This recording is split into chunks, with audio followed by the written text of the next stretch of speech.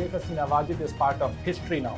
भागने पर मजबूर कर दिया एक ऐसे यंग और एंग्री वेव ने जिसका वो मुकाबला नहीं कर सकता। अवाम जो है वो ताकत का असल सरचश्मा है। वो जब चाहें हुकूमत बना सकते हैं और जब चाहें हुकूमत को गिरा भी सकते हैं। आप लोगों का मैंडेट जो है वो चुरा नहीं सकते। जैसे शेख हसीना वाजिद का बांग्लादेश से जाना इंडिया के लिए है, ये बिल्कुल वैसा ही है जैसा अशरफ गनी का अफगानिस्तान से भागना अमेरिका के लिए था।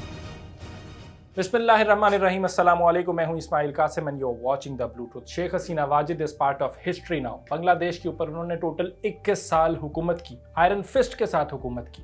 15 साल इकट्ठे किए, उससे पहले भी 6 साल हुकूमत करती रही। लेकिन आज कहाँ है वो? आज उन्हें भागने पर मजबूर कर दिया एक ऐसे यंग और एंग्री वेव ने जिसका वो मुकाबला नहीं कर सकी। इससे क्या बात साबित होती है? इससे ये बात साबित होती है कि अवाम जो है वो ताकत का असल सरचश्मा है, वो असल हुक्मरान है। उनकी राय को तब्दील नहीं किया जा सकता। वो जब चाहें हुकूमत बना सकते हैं और जब चाहें हुकूमत को गिरा भी सकते हैं। आप लोगों का मैंडेट जो है वो चुरा नहीं सकते। बांग्लादेश की सारी डेवलपमेंट के अंदर जो सारी सिचुएशन बनी है, इसके अंदर हमें पाकिस्तान की अगर मैं हवाला दूं तो थोड़ी कंफ्यूजन नजर आती है। यहाँ पे लोगों को ये बात समझ नहीं आ रही कि उन्होंने शेख मुजीबुर रहमान का मुजस्मा जिन लोगों ने गिराया उनको सपोर्ट करना है, उनको हीरो बनाना है, या फिर शेख मुजीबुर रहमान को। ये ऐसी कंफ्यूजन है जिसका जवाब ढूंढना बहुत ज्यादा जरूरी है। साथ ही साथ एक ऐसा और मुल्क भी है जो कि शॉक्ड है प्रेजेंटली, और वो है इंडिया। भारत के अगर हम ओवरऑल रिलेशंस की बात करें अवामी मुस्लिम लीग के साथ, शेख हसीना वाजिद के साथ, तो वो बहुत गहरे ताल्लुकात रहे हैं। उनके पर्सनल लेवल पर भी, प्रोफेशनल लेवल पर भी, हर लिहाज से हम देखते हैं कि इनके ताने बाने बहुत ज़्यादा जुड़े नजर आते हैं। बांग्लादेश के आर्मी चीफ वकारुल जमान के क्लोज रिलेशंस हैं शेख हसीना वाजिद से। उन्होंने 45 मिनट का टाइम दिया था शेख हसीना वाजिद को कि अपनी जान बचाएं और मुल्क से भाग जाएं।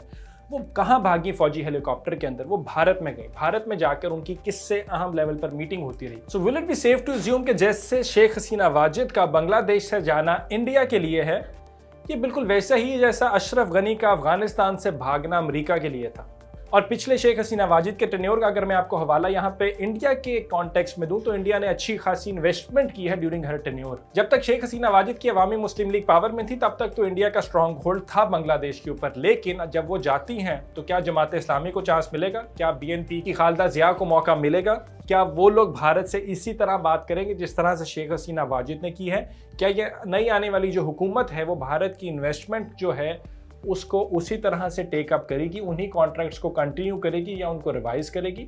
मतलब there are so many ambiguities, so many question marks presently when it comes to India regarding the situation जो कि बांग्लादेश के अंदर हुई है। तो इससे एक बात तो साबित होती है कि भारत जो है वो इस बांग्लादेश की सारी सिचुएशन से बच नहीं सकता है, चाहे वो फॉरेन पॉलिसी के कॉन्टेक्स्ट के अंदर हो या फिर इंटरनल अफेयर्स के। इंटरनल सिक्योरिटी मैटर्स भी उनके इससे दाव पर लगते हैं। Then may be that's the reason कि अब तक भारतीय हमने देखा है कि फॉरेन ऑफिस की जानिब से कोई ख़ास बयान नहीं आया इस सारी सिचुएशन के अंदर।